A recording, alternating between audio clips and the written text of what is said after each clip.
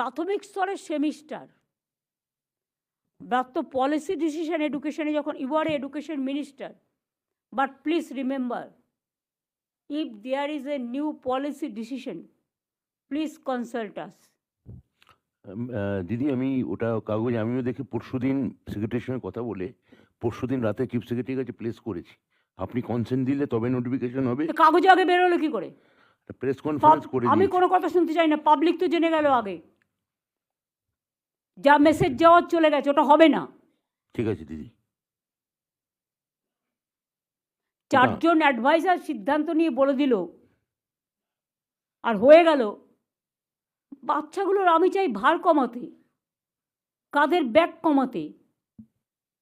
ওদের যদি আমরা ভার বাড়িয়ে দিই, এমনিতেই পড়াশোনার ভার এখন খুব বেশি, ওইটুকু বাচ্চারা কথা বলতেই পারে না, টুইঙ্কেল টুইঙ্কেল লিটল স্টার বলতে পারে না, তাদের পড়ানো হয় শেখানো হয়, তো সেমিস্টার বলবে। একটা 1-এর বাচ্চা কি সেমিস্টার দেবে? না 2-এর বাচ্চা কি সেমিস্টার দেবে? কলেজে যেটা চলে স্কুলে সেটা চলে না। না দিদি আমি বলেছি স্কুলে এগুলো হয় না। স্কুল যা প্রথা চলছে তাই চলবে।